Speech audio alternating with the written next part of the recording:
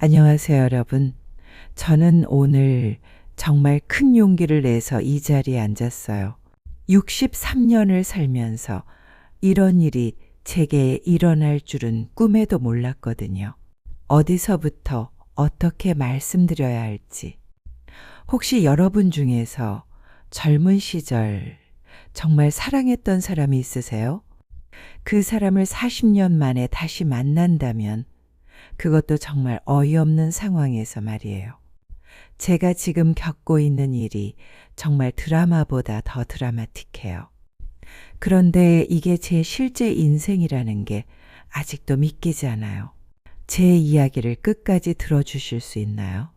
정말 여러분의 조언이 절실해요. 먼저 제 소개를 간단히 할게요. 저는 이순희, 올해 63살이고요. 10년 전에 남편을 먼저 보냈어요. 암이었거든요. 2년 동안 병원 다니면서 정말 많이 힘들었어요. 그래도 아들 지훈이가 있어서 버틸 수 있었죠.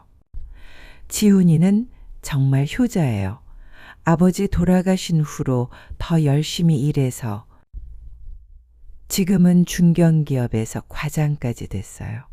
제가 혼자 키운 보람이 있죠. 그런데 작년에 지훈이가 여자친구를 데려왔어요. 박유진이라고. 간호사예요. 참 예쁘고 착한 애더라고요. 처음엔 좀 걱정됐어요. 저희 집이 변변치 않으니까. 유진이 집안이 좀 괜찮다고 하더라고요. 아버지가 사업하셨다고. 그래도 아이들이 서로 좋아하니까 뭐가 중요하겠어요. 결혼 이야기가 나왔을 때 정말 기뻤거든요. 그런데 한 달 전까지만 해도 저는 정말 행복했어요. 아들 결혼식 준비하면서 이제 내 역할도 끝나가는구나 그런 생각도 들고 그날 그 운명의 날이 오기 전까지는 말이에요. 지난달 15일이었어요. 지훈이가 엄마 내일 유진이 아버지랑 같이 웨딩홀 보러 가요 라고 하더라고요. 솔직히 말하면 좀 떨렸어요. 상대방 부모님을 제대로 만나는 건 처음이니까. 뭘 입고 가야 할지, 뭘 말해야 할지, 밤새 옷장을 뒤져서 제일 괜찮은 옷을 골라 입고 갔죠. 머리도 미용실에서 새로 했고요. 웨딩홀에 도착했는데 정말 고급스럽더라고요. 여기가 우리 형편에 맞나? 그런 생각도 들고 그때 유진이가 들어왔어요. 어머님 안녕하세요. 아버지 모시고 왔어요 하면서 그리고 그 뒤에 남자분이 들어오셨는데 여러분 40년 전에 사랑했던 사람을 한눈에 알아볼 수 있을까요? 머리가 하얘졌고 주름이 생겼지만 그 눈빛만큼은 똑같더라고요. 심장이 정말 터질 것 같았어요. 박성민. 제가 23 때 만나서 진짜 결혼까지 약속했던 그 사람이었어요. 그 사람도 저를 알아봤어요. 눈이 마주쳤을 때 서로 얼마나 당황했는지. 그런데 아이들은 모르니까 저희가 어색해하는 걸 보고 왜 그러세요 하더라고요. 여러분도 젊을 때 그런 사랑 해보셨죠? 정말 온 세상이 그 사람 하나뿐인 것 같은 1984년 제가 대학교 3학년이었어요. 요즘 아이들은 상상도 못할 거예요. 그때는 연애도 조심스럽게 해야 하던 시절이었거든요. 성민 오빠는 그때는 오빠라고 불렀어요. 경영학과 4학년이었고 저는 국문학과였죠. 처음 만난 게 도서관이었어요. 제가 책을 너무 많이 들고 가다가 계단에서 그만 떨어뜨렸거든요. 책들이 우르르 쏟아지니까 정말 부끄러웠어요. 그때 성민 오빠가 나타나서 괜찮아요? 다쳤어요? 하면서 책을 다 주워주더라고요. 그 모습이 정말 영화 속 남자 주인공 같았어요. 그 다음 날부터 자꾸 도서관에서 마주치게 되더라고요. 나중에 알고 보니까 오빠가 일부러 제가 있는 시간에 왔던 거예요. 첫 데이트는 학교 뒤편 작은 다방이었어요. 믹스커피 한 잔에 300원 하던 시절이었는데 오빠가 케이크까지 시켜줬거든요. 얼마나 감동했는지. 그때부터 정말 매일 만났어요. 수업 끝나면 도서관에서, 주말에는 남산이나 한강에서.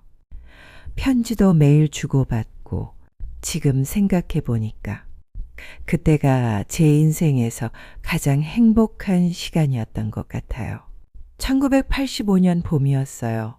성민 오빠가 졸업을 하게 됐는데 저는 아직 4학년이 남아 있었죠. 처음엔 걱정됐어요.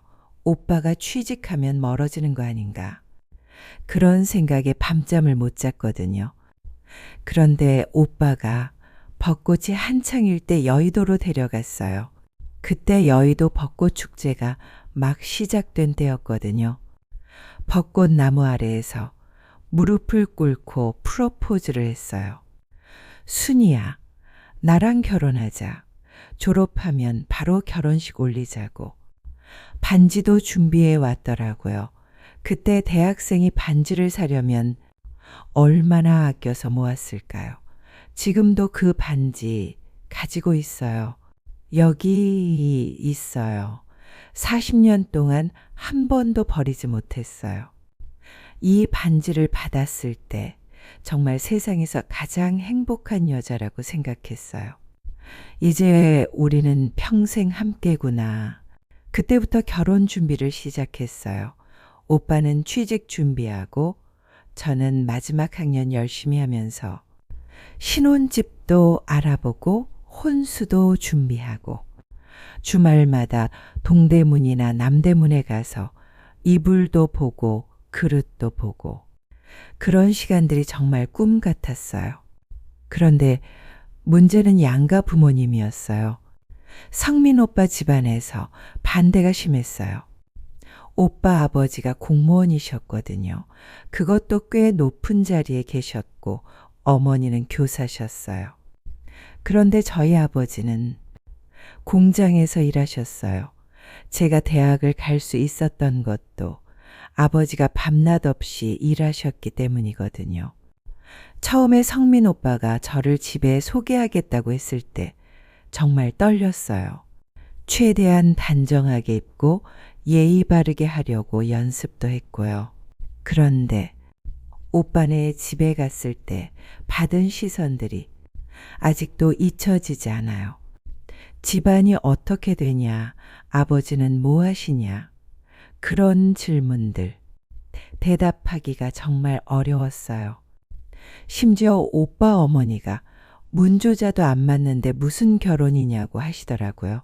그 말을 들었을 때 정말 땅에 구멍이라도 뚫고 들어가고 싶었어요. 성민 오빠는 부모님께 맞서려고 했어요. 사랑이 중요하지 집안이 뭐가 중요하냐고. 하지만 부모님의 압박이 너무 심했죠. 결국 오빠가 저한테 말했어요. 조금만 기다려달라고, 부모님을 설득해 보겠다고. 그렇게 몇 달이 지났어요. 오빠는 계속 부모님을 설득한다고 했지만 상황은 나아지지 않았어요.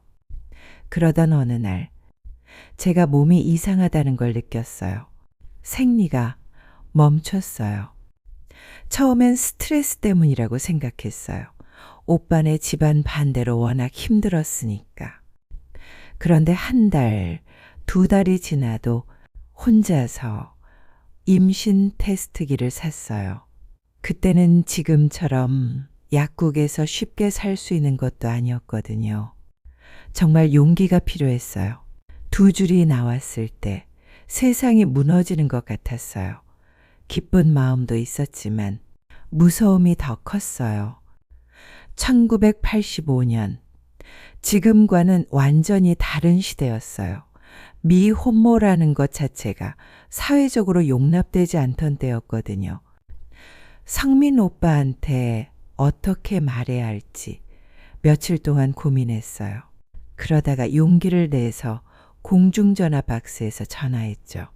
오빠, 나 아기가 생겼어.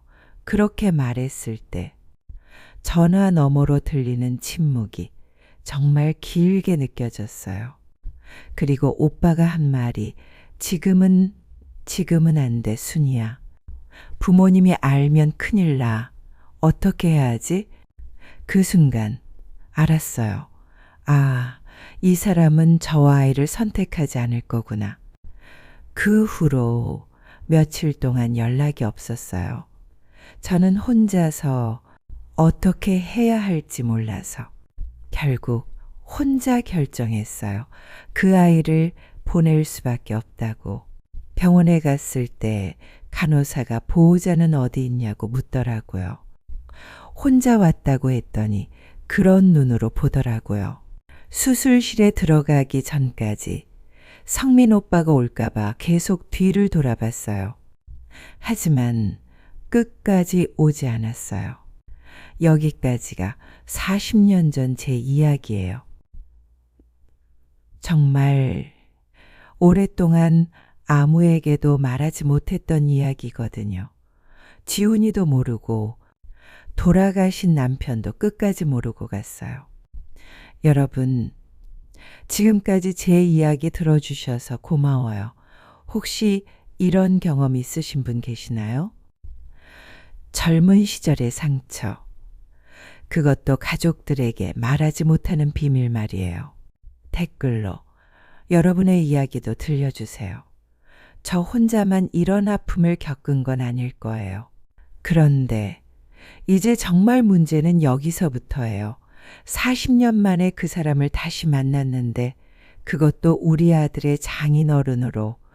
다음 주에는 그 후에 어떤 일들이 벌어졌는지, 저희가 어떤 대화를 나눴는지, 그리고 지금 제가 얼마나 고민하고 있는지 말씀드릴게요. 정말 여러분의 조언이 필요해요. 이 비밀을 아이들에게 말해야 할까요? 아니면 평생 가슴에 묻고 살아야 할까요? 댓글로 여러분이라면 어떻게 하실지 꼭 알려주세요. 그리고 혹시 비슷한 경험 있으신 분들의 이야기도 들려주시면 정말 힘이 될 것 같아요. 결혼식이 한 달 남았거든요. 그때까지 제가 어떤 결정을 내려야 할지 다음 주 같은 시간에 또 찾아뵐게요. 그때는 성민 씨와 다시 만난 이야기, 그리고 지금 벌어지고 있는 일들을 말씀드릴게요. 오늘 1시간 동안 제 긴 이야기 들어주셔서 정말 감사합니다. 여러분의 따뜻한 댓글 기다리고 있을게요.